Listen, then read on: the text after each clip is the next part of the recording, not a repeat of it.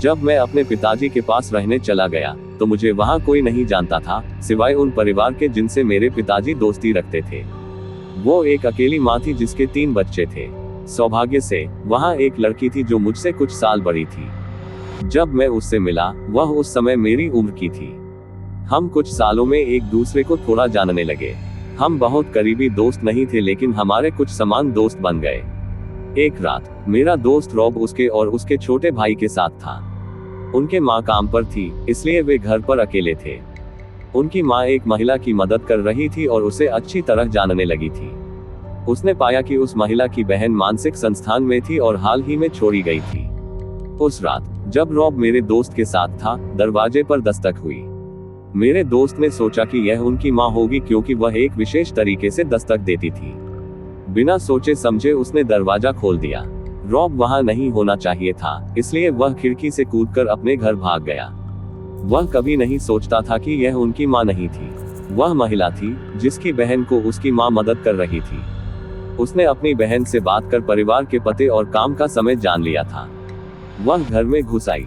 इस बिंदु पर मुझे विवरण नहीं पता और मुझे खुशी है कि मैं नहीं जानता। मेरे दोस्त का छोटा भाई पड़ोसियों के घर भागकर पुलिस को बुला सका। महिला ने मेरे दोस्त की बर्बरता से हत्या कर दी, उसे सिर काट दिया और नग्न अवस्था में बाथटब में छोड़ दिया। उन्होंने उसका सिर भी छिपा दिया। मुझे नहीं पता कि उन्होंने इसे कहां पाया, लेकिन उन्होंने ढूंढ लिया। मुझे उसके अंतिम संस्कार में जाने की अनुमति नहीं थी।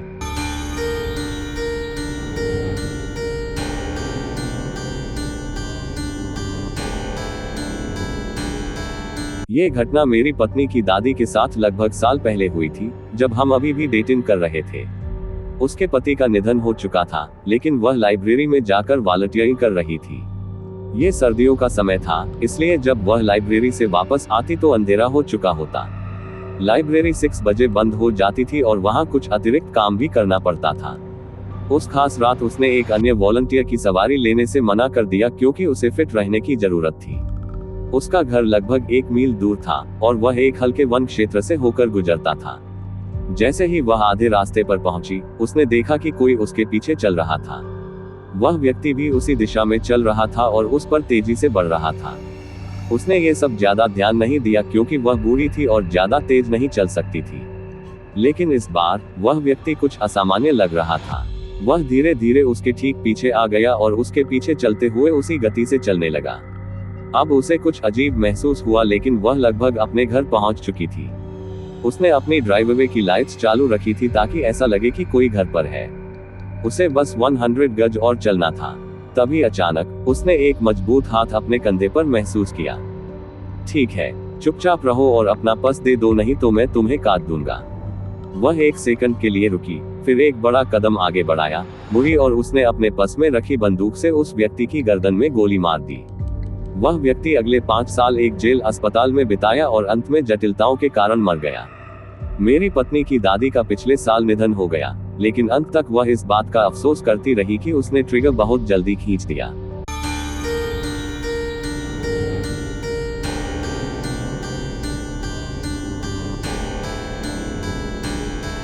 जब मैं छोटा था, लगभग 8 से 11 साल की उम्र के बीच, मेरी बहन जो मुझसे 7 साल बड़ी थी, मेरे माता पिता के बाहर रहने पर मेरी देखभाल करती थी।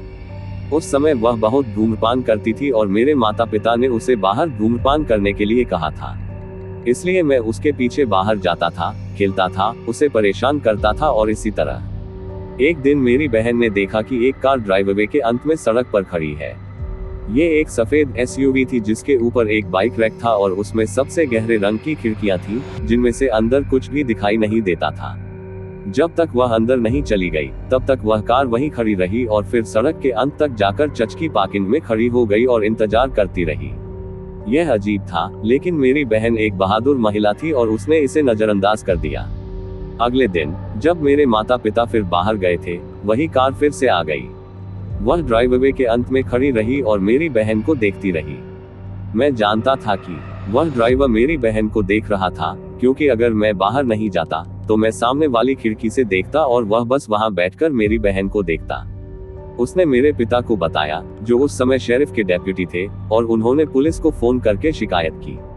पुलिस आई, इधर उधर देखा, लेकिन एसयूवी कहीं नहीं मिली। महीनों तक कुछ नहीं हुआ। फिर एक दिन 9 महीने बाद और पिछले दृश्य के 4 महीने बाद वह एसयूवी फिर से आ गई। ये एक नियमित घटना बन गई। एक दिन मेरी बहन बाहर धूम्रपान कर रही थी और निश्चित रूप से वह एसयूवी फिर से आई। इस बार हम सब अकेले थे और उसने तय किया कि अब बहुत हुआ।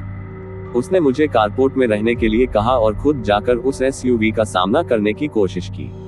उसने आधे रास्ते तक चलने के बाद महसूस किया कि अगर वह और आगे बढ़ी तो वह मर जाएगी। वह भय से जकड़ी हुई थी और तुरंत वापस आ गई। अंत में परिवार की कार मरम्मत के लिए गई थी, इसलिए हम सब घर पर थे। जब मेरे माता पिता घर पर थे, मेरी बहन बाहर धूम्रपान करने गई। मैं उसके साथ बाहर गया और कुछ देर बाद वही एसयूवी फिर से आ गई। उसने मुझे अंदर जाकर मेरे पिता को बुलाने के लिए कहा और मैंने ऐसा किया। मेरे पिता ने तुरंत अपनी बंदूक निकाली और एसयूवी की ओर चलते हुए, लेकिन उस पर लक्ष्य न साधते हुए चलते रहे। एसयूवी ने तेजी से सड़क पर दौड़ लगाई और पास के बड़े हाईवे पर चली गई।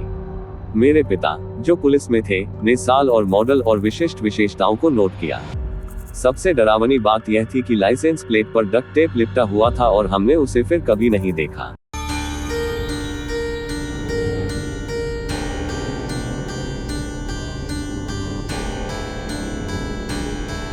मैं 4 या 5 साल का था और मेरे माता पिता का तलाक हो गया था।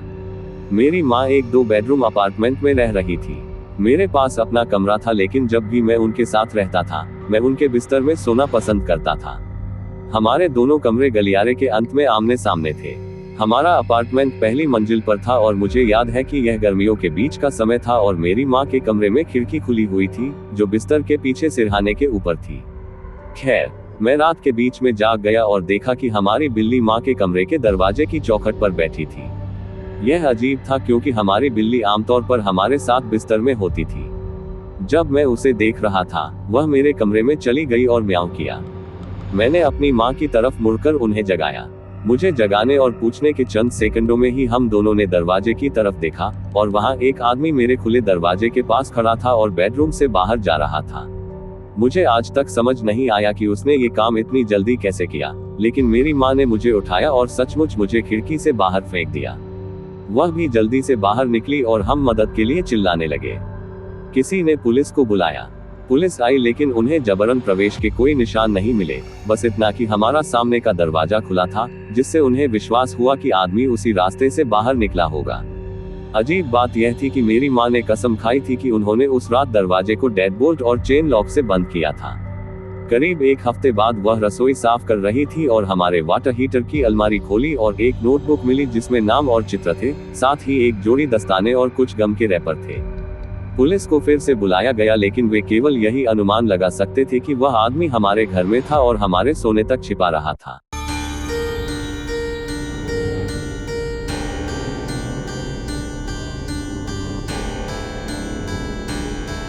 एक दिन जब मैं अपना कपड़ा धो रहा था, मेरे तहखाने में एक लाइट जल गई।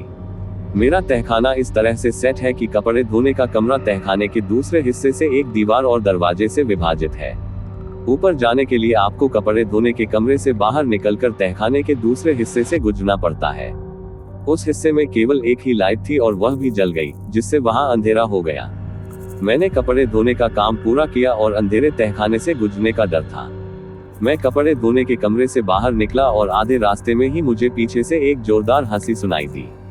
कल्पना करें कि लोग जादूगरनी की नकल करते समय कैसी आवाज निकालते हैं, और फिर कल्पना करें कि जादूगरनी सालों से धूम्रपान कर रही थी, जिससे उसकी आवाज गहरी और कर्कश हो गई थी। यही मैंने स्पष्ट रूप से सुना। मैंने बिना हिचकिचाए सीढ़ियों की ओर दौड़ लगा दी। जब तक मेरे पिता घर नहीं आ गए, मैंने इंतजार किया और फिर बल्ब बदला। तब से मुझे वह हंसी फिर कभी नहीं सुनाई दी और मैंने घर में किसी को इसके बारे में नहीं बताया।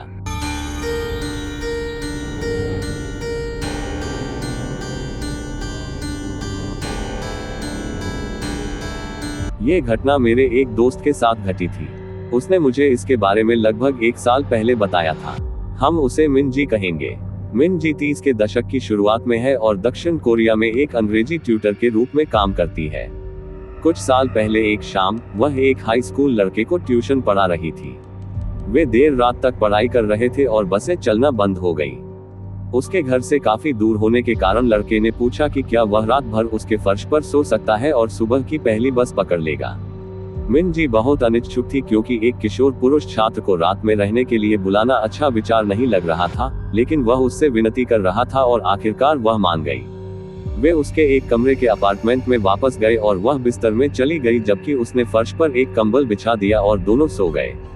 कुछ घंटों बाद, शायद सुबह के 3 बजे, लड़का मिन जी को जगाता है। वह कहता है, मुझे बहुत भूख लगी है, चलो कुछ खाने चलते हैं। मिन जी ने अपनी आंखें खोली और अविश्वास में उसकी तरफ देखा। अभी खाना? सुबह के 3 बजे है, वापस सोने जाओ। लेकिन छात्र जोर देता है, नहीं, मुझे बहुत भूख लगी है, चलो अभी कुछ खाते हैं।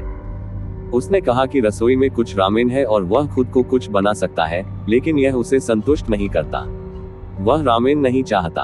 वहां सड़क के नीचे एक 24 घंटे खुला रहने वाला रेस्तरां है, चलो वहां चलते हैं। आखिरकार कई मिनटों के मनाने के बाद लड़का मिन जी को रेस्तरां चलने के लिए मना लेता है। वे अपार्टमेंट छोड़ते हैं और बाहर निकलते हैं।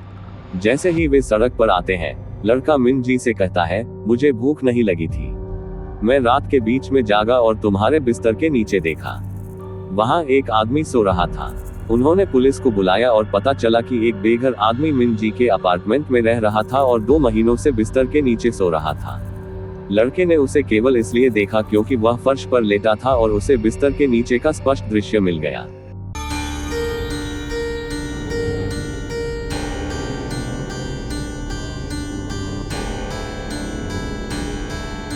मैं 29 पाम्स, कैलिफोर्निया से अल्बुकर्क, न्यू मैक्सिको के लिए शॉर्टकट ले रहा था। 29 पाम्सला के पूर्व में वीरान उच्च रेगिस्तान में स्थित है। शॉर्टकट 2 लेन वाली सड़क से होकर जाता था जिसमें कुछ भी नहीं था, सिवाय एम्बॉय से होकर गुजरने के। एम्बॉय एक लगभग त्याग दिया गया शहर है जो समुद्र तल से लगभग डेथ वैली जितना नीचे है। मैं दोपहर में अकेले गाड़ी चला रहा था और एम्बॉय और आयोन के बीच पहाड़ी श्रृंखला में चढ़ाई कर रहा था। जब मैं शिखर पर पहुंचा, तो मैं उत्तर की ओर एक घाटी में गाड़ी चला रहा था, जहां सड़क के दोनों ओर ऊंची घास थी। आगे मैंने सड़क के बीच में कुछ देखा। जैसे ही मैं पास पहुंचा, मैंने एक लाल पोंटिएक फेरो को देखा जो दोनों लेनों में आड़ा खड़ा था। एक सूटकेस खुला हुआ था जिसमें कपड़े बिखरे हुए थे और 2 शरीर सड़क पर मुंह के बल पड़े थे, एक आदमी और एक औरत। मैंने 100 फीट की दूरी पर गाड़ी रोक दी और मेरी गर्दन के पीछे के बाल खड़े हो गए। मरीन होने के नाते मैंने सीट के नीचे से एक 9 मिलीमीटर पिस्तौल निकाली और एक राउंड चैम्बर में डाला। कुछ बहुत गलत लग रहा था। ये बहुत सही लग रहा था, जैसे कि यह एक घात था।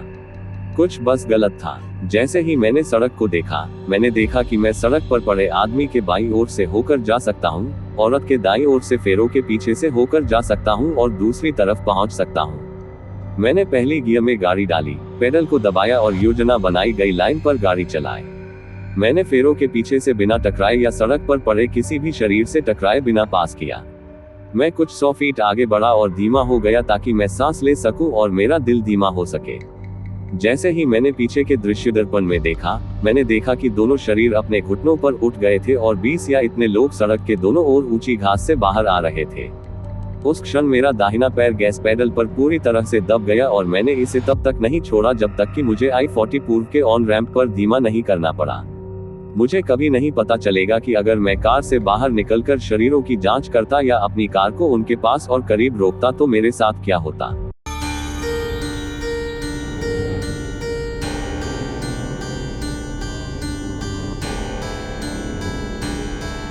कुछ दोस्त और मैं जेम्स नदी पर रात में मछली पकड़ रहे थे।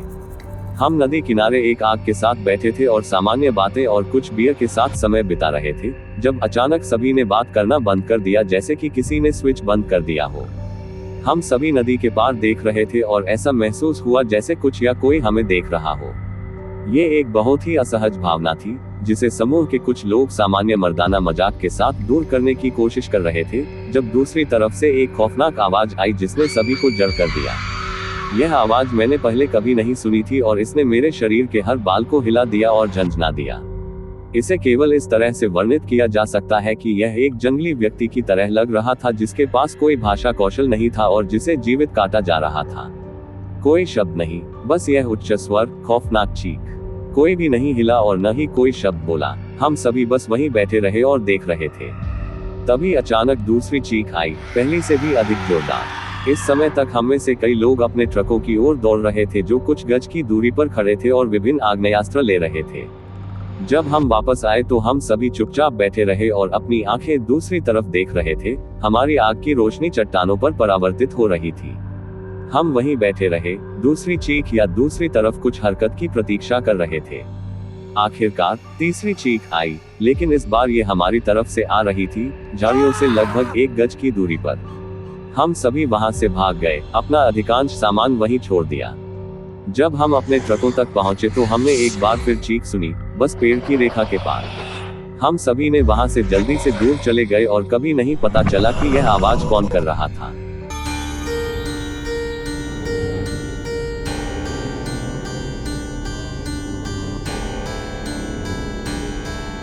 ये शुक्रवार की रात थी और मेरा दोस्त मुझे उसकी कार में मेरे घर से लेने आया था। हम शहर में हॉकी गेम के लिए देर से चल रहे थे, इसलिए मैं जल्दी में था। पूरी कार की सवारी के दौरान हम इतना मजा कर रहे थे कि मैंने देखा ही नहीं कि मेरा फोन मेरे पास नहीं है। मैंने कार की सीट और फर्श पर खोजा लेकिन यह कार में नहीं था। मुझे यकीन था कि मैंने इसे बस घर पर ही छोड़ दिया है।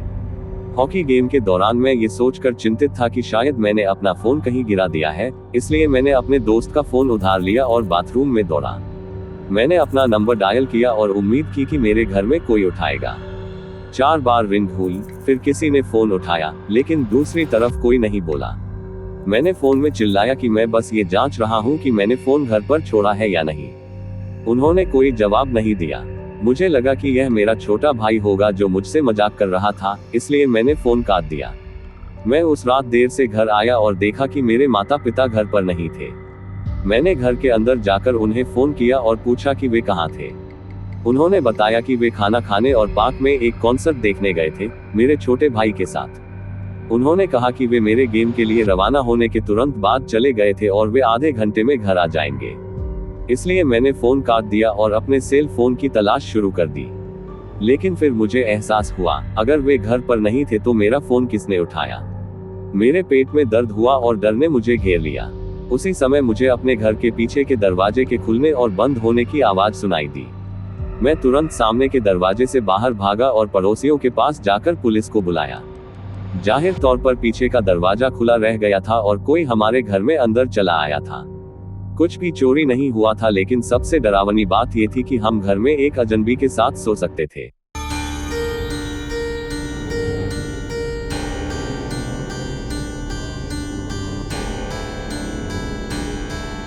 कुछ समय पहले हमारे परिवार के पड़ोस में एक परिवार आकर बसा था। उनके पास एक बेटा था जो बहुत ही अजीब था। वह हत्यारे फिल्मों के प्रति जुनूनी था और हमेशा मुझसे वियतनाम में मेरे सेवा के दौरान हुई भयानक घटनाओं के बारे में सुनने की मांग करता था, जो कोई सामान्य व्यक्ति नहीं सुनना चाहेगा। उसे आवारा जानवरों को परेशान करना भी बहुत पसंद था।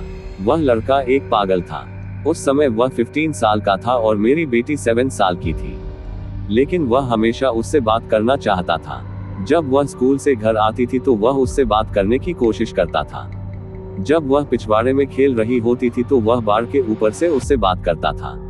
लेकिन जो चीज मुझे सबसे ज्यादा नाराज करती थी, वह तब थी जब उसने हमारे घर फोन किया और उससे बात करने की मांग की। यही सीमा थी। मैंने उसके और उसके माता पिता के पास जाकर उसे चेतावनी दी कि वह उससे दूर रहे और मैंने कहा कि मैं उसे फिर कभी नहीं देखूंगा। तभी चीजें अजीब हो गई। मेरी बेटी हमेशा से थोड़ी कल्पनाशील और शंकालु थी। वह सोचती थी कि उसके बिस्तर के नीचे राक्षस हैं और इस तरह की बातें। इसलिए जब उसने हमें बताया कि उसके कोठरी में कुछ है और वह रात में हमें बताने से डरती थी लेकिन दिन में वह वहां नहीं होता था, तो हमने इसे कोई बड़ी बात नहीं समझी।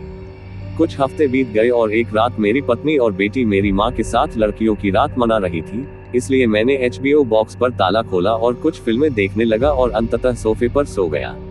सुबह के करीब 3 बजे मुझे अपने पड़ोसी का फोन आया, जिसके अजीब बेटे ने मुझे कुछ ऐसा कहा, हमने देखा कि आप जाग रहे थे, इसलिए उसने हमारे बेटे ने आपको फोन किया।